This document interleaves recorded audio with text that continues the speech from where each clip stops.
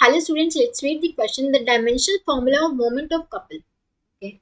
So हमसे moment of couple का dimensional formula पूछ रहे हैं. Moment of couple basically होता है torque की बात कर रहे हैं.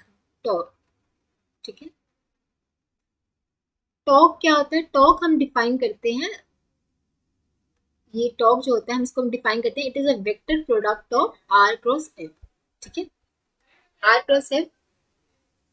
अब ये जो हमारा है इसका एक फॉर्मूला होता है, इसको लिख सकते हैं आर एफ साइन थीटा.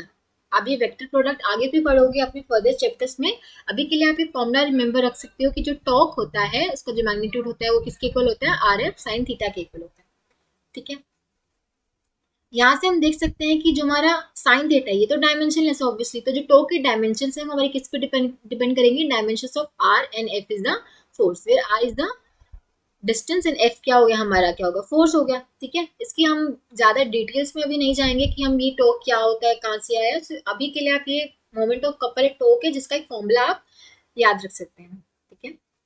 तो फोर्स के डायमेंशन निकालने के लिए फोर्स क्या होता है? हमने न्यूटन सेकंड लॉ से पढ़ा हुआ है, मास इनटू में एक्सेलरेशन होता है. ठीक है. तो फोर्स के डायमेंशन निकालने के लिए हम यहाँ से मास के डायमेंशन इनटू में एक्सेलरेशन के डायमेंशन निकाल सकते हैं. एक्सेलरेशन क्या होता है? Velocity, change in velocity by time होता है, राइट. तो वेलोसिटी की डायमेंशन हमें पता है क्या होता है? L T minus one. Displacement by time होता है, राइट. तो उसकी dimension L T minus one by L T. तो इसकी डायमेंशन क्या आ गई? L T minus to.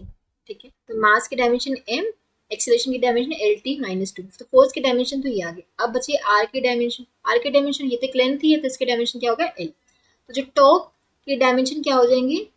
Are की डायमेंशन टाइम्स एफ की डायमेंशन. दोनों साइड डायमेंशन तो सेम ही होने चाहिए, because according to principle of homogeneity ये फॉर्मूला तभी करेक्ट होगा जब दोनों डायमेंशन एक से दूसरे साइड इक्वल हो. साइन थीटा तो हमारा डायमेंशन लेस होता है. आर की डायमेंशन क्या आ गई? एल. फोर्स की डायमेंशन क्या दे रखे? M L T minus two. तो यहाँ से हमारे टॉक की डायमेंशन क्या आएंगे? M L T two T minus two.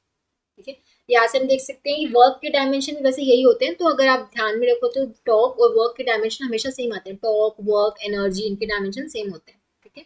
तो टॉक के डायमेंशन कितने आगे? M L two T minus to.